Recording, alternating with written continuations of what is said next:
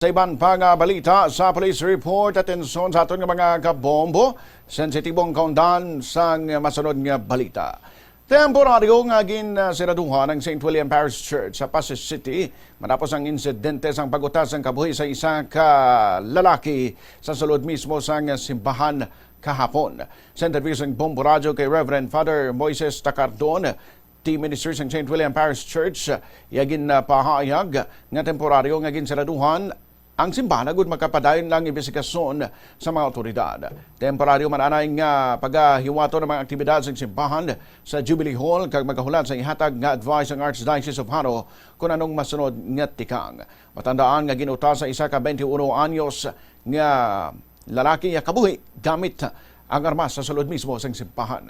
Ang biktima mo si alias Kenneth nga nagkakuha sang kurso nga BS Business Administration kag residente sang Kalinog. Nagpagabay naman ang mga kaparian sa mga simbahan sa tanan nga ginikanan nga mangin binantayon gid sa ilang kabataan labi na kung may mga gina-eksperyensya nga problema agud nga malikawan ang ining sahi sa nga insidente. Ma-secure ang place para makapandayon ang atong mga kapulisan sa paghimo sa nila investigation. Kag mahulat kita sa advice sa aton senior arsobispo kung anong himuon naton sa balay palangamuyuan.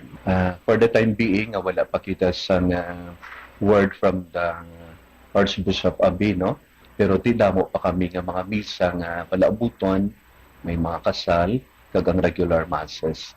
Tiginahulat-hulat manaman kung ano ang advice ng aton senior arsobispo.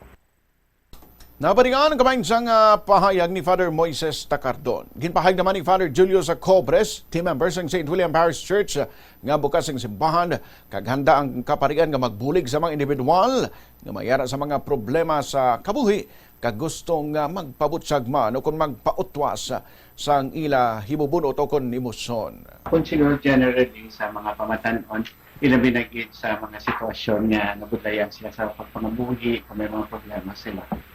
Bukas ang aton nga simbahan, ilabinigid ang mga kaparian kung available. Kung sa mga opisina diri sa simbahan naton kung sa parokya, ilabinigid kung may ginahanlan sila sa bulig na may istoryahon.